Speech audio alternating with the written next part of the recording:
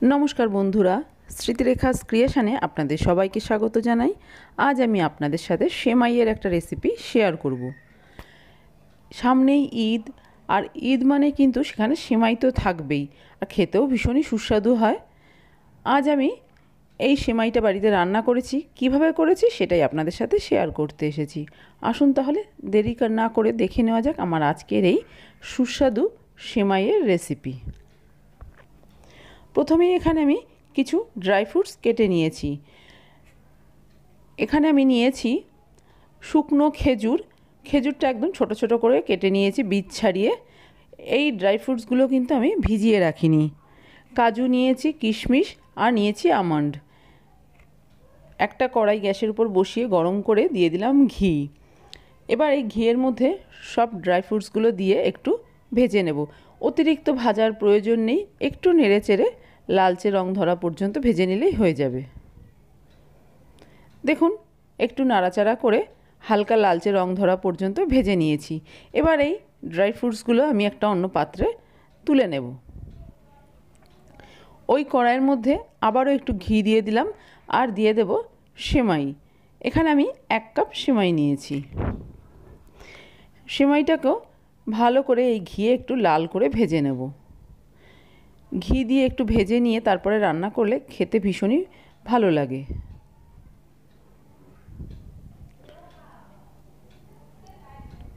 খুব বেশি লাল করে ভাজার দরকার নেই। দেখুন হালকা লালচে রং ধরা পর্যন্ত সেমাইগুলোকে আমি ভেজে নিয়েছি। আর এর থেকে বেশি ভাজবো না। এবার এই সেমাইগুলো আমি একটা অন্য পাত্রে তুলে নিচ্ছি। আবারও ওই কড়াইটা বসিয়ে দিয়েছি। এবার এর মধ্যে আমি দিয়ে দিচ্ছি দুধ। আমি নর্মাল প্যাকেট দুধ ব্যবহার করছি। আপনারা চাইলে ফুল ক্রিম দুধ দিতে পারেন, তাহলে তো আরও টেস্ট ভালো হবে। এখানে আমি 1 লিটার দুধ ব্যবহার করছি।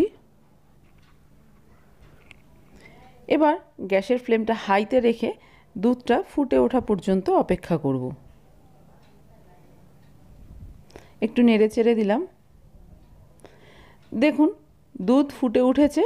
এবার আমি গ্যাসের ফ্লেমটা কমিয়ে দিচ্ছি। গ্যাসের ফ্লেমটা কমিয়ে দিয়ে কিছুক্ষণ দুধটা ভালো করে জাল দিয়ে নিতে হবে, একটু ঘন করে নিতে হবে। এবার এই দুধের মধ্যে দিয়ে দিচ্ছি কেশর। কেশর দিলে কালারটা ভীষণই ভালো হবে, দেখতে খুব ভালো লাগবে। আপনারা চাইলে একটা বাটির মধ্যে অল্প একটু উষ্ণ গরম দুধ নিয়ে তার মধ্যেও কিন্তু কেশরটা ভিজিয়ে তারপরে এই দুধের সাথে মিশিয়ে দিতে পারেন। আমি সরাসরি এই দুধের মধ্যে দিয়ে দিলাম। নাড়াচাড়া করতে করতে কেশরের রঙটা দুধের মধ্যে চলে আসবে। এই সময় আমি গ্যাসের ফ্লেমটা মিডিয়াম টু লোতে করে দিয়েছি। আর দুধটা বারবার নাড়াচাড়া করতে হবে, নাহলে নিচের দিকে লেগে যেতে পারে। আর কড়াইয়ের সাইডে যে দুধের সরটা জমে যাবে সেটাও কিন্তু এরকম নাড়িয়ে চাড়িয়ে দুধের সাথে মিশিয়ে দিতে হবে। দেখুন দুধটা জাল দিতে দিতে বেশ একটু ঘন হয়ে গেছে, অনেকটাই দুধ কমে গেছে। আপনারা চাইলে এই দুধের সাথে একটু গুঁড়ো দুধ মিশিয়ে দিতে পারেন, তাহলে কিন্তু খুব তাড়াতাড়ি ঘনও হয়ে যাবে, টেস্টও ভালো হবে। এবার এই দুধের মধ্যে আমি ভেজে রাখা সেমাইটা দিয়ে দিলাম আর দিয়ে দিচ্ছি ড্রাই ফ্রুটস। সম্পূর্ণ ড্রাই ফ্রুটসটা আমি এখানে দেব না, কিছুটা রেখে দেব গার্নিশিংয়ের জন্য। আবারও ভালো করে নেড়ে ছেড়ে দেবো। গ্যাসের ফ্লেমটা মিডিয়ামে রেখেই এই রান্নাটা করে নেব। বারবার একটু নাড়াচাড়া করে নিতে হবে। দিয়ে দিচ্ছি সামান্য একটু লবণ। লবণ দিলে যে কোনো মিষ্টির স্বাদ কিন্তু ভীষণই ভালো হয়। তবে অনেকেই দুধের জিনিসে লবণ পছন্দ করেন না, তাহলে তারা লবণটা বাদ দিয়ে দেবেন।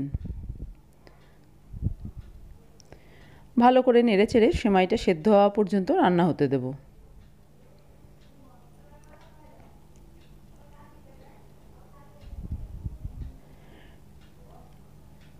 দিয়ে দিচ্ছি এলাচ গুঁড়ো। ছোট এলাচ গুঁড়ো করে রেখেছিলাম, সেই এলাচ গুঁড়োটা এখানে আমি দিয়ে দিলাম। এলাচ গুঁড়ো দিলে গন্ধটা খুব ভালো লাগবে, তবে আপনাদের ইচ্ছে না হলে বাদ দিতে পারেন। দেখুন বেশ কিছুক্ষণ নাড়াচাড়া করেছি, সেমাইটা কিন্তু সেদ্ধ হয়ে গেছে। এবার আমি এই সেমাইয়ের মধ্যে কনডেন্স মিল্ক দিচ্ছি। এই কনডেন্স মিল্কটা আমার বাড়িতেই তৈরি করা। আপনারা কেনা কনডেন্স মিল্কও দিতে পারেন, তবে চিনির পরিবর্তে যদি কনডেন্স মিল্ক দিয়ে এই সেমাই রান্না করা হয় তাহলে কিন্তু স্বাদটা দারুণ হবে। এখানে আমি 1.5 কাপ মতো কনডেন্স মিল্ক দিয়েছি। আপনারা যতটা মিষ্টি পছন্দ করেন সেটা বুঝেই এখানে মিষ্টিটা ব্যবহার করবেন। আপনার ইচ্ছে হলে এখানে কনডেন্স মিল্ক আর চিনি মিশিয়েও দিতে পারেন। কনডেন্স মিল্ক দিয়ে খুব ভালো করে নেড়ে চেড়ে দিচ্ছি।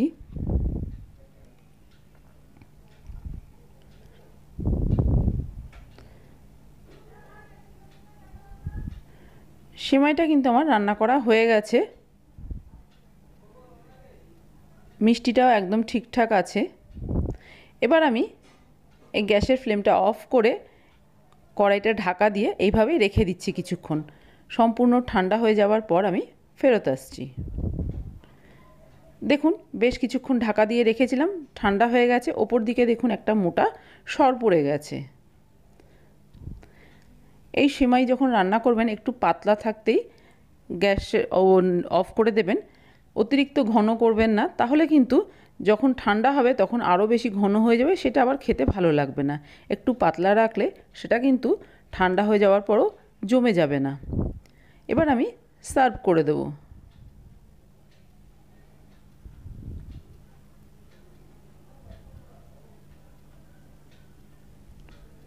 তৈরি হয়ে গেছে আমার আজকে সেমাই। ভীষণ সহজভাবে চটপট তৈরি করে নিয়েছি, আর খেতে তো দারুণ লাগবে।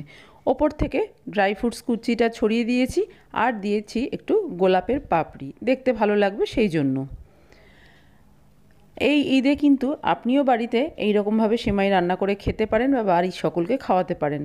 আশা করি আপনার বাড়ির সকলেরই ভীষণই ভালো লাগবে, এতটাই টেস্টি হয় এই সেমাই। সম্পূর্ণ ঠান্ডা হয়ে যাওয়ার পর পরিবেশন করবেন, দারুণ লাগবে খেতে। আমার আজকের এই সেমাইয়ের রেসিপি আপনাদের কেমন লাগলো বাড়িতে করে দেখতে পারেন। ভালো লাগলে একটা লাইক শেয়ার কমেন্ট করবেন। আর আপনি যদি আমার চ্যানেলে নতুন বন্ধু হয়ে থাকেন তাহলে আপনার কাছে একটাই অনুরোধ, আমার চ্যানেলটা সাবস্ক্রাইব করে আমার পাশে থাকার। আপনারা ভালো থাকবেন। আপনাদের সাথে আমার আবার দেখা হবে অন্য কোনো নতুন ভিডিওতে নতুন কোনো রেসিপির সাথে।